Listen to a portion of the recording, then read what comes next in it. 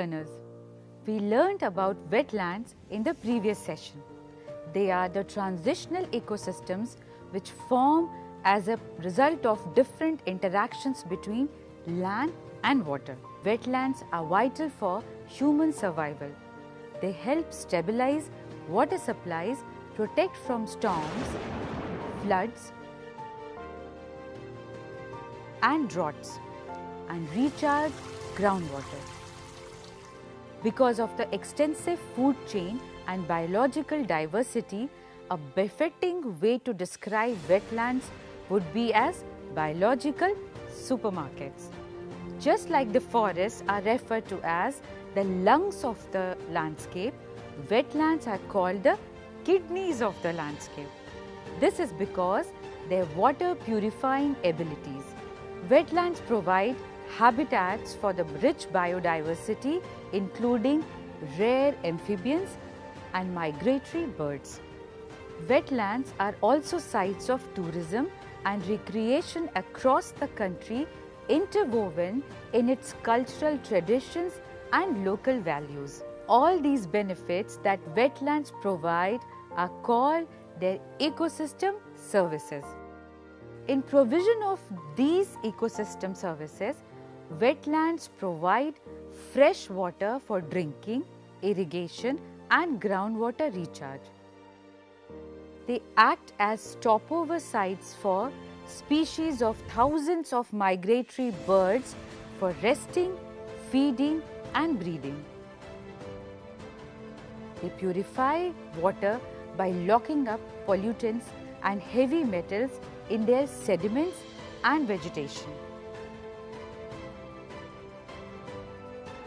They act as natural storage reservoirs, moderating the depth and speed of excess flowing water, thereby protecting areas from storms and floods. They form the habitats for a number of unique, highly threatened and near threatened species. They provide a range of edible plants like makhana and water chestnuts. They provide habitat for many animals including birds, fishes, mollusks, mussels, prawns and crabs. They act as natural carbon sink by sequestering atmospheric greenhouse gases and help in mitigating climate change impacts.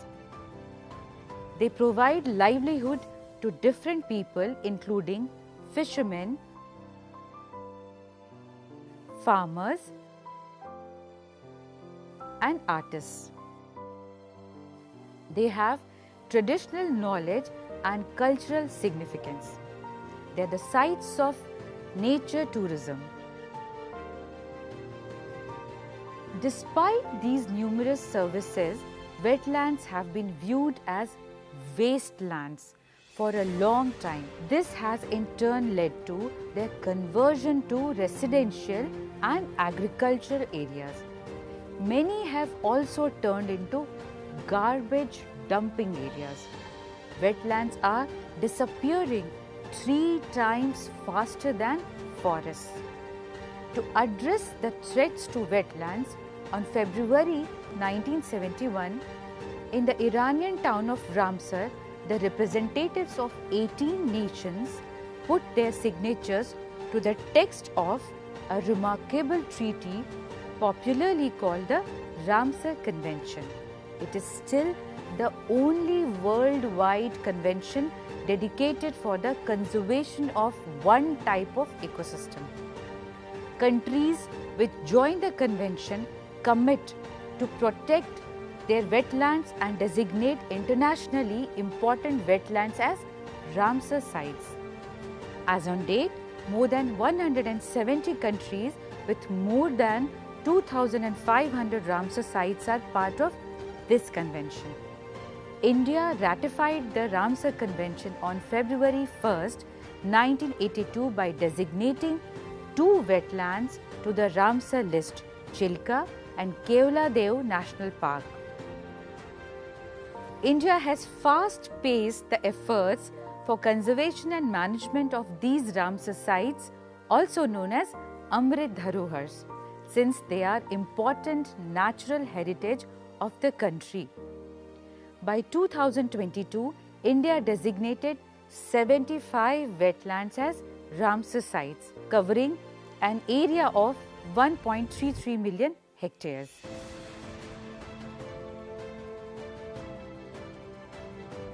Let us do an activity. Give the names of the Ramsar sites in your state or neighboring states.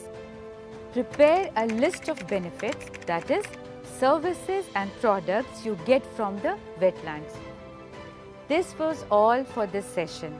In this session, we learnt about various benefits that we get from wetlands. In the next session, we will come up with some other topic. Till then, try finding out wetlands in your area and try to study them, observe them. Thank you.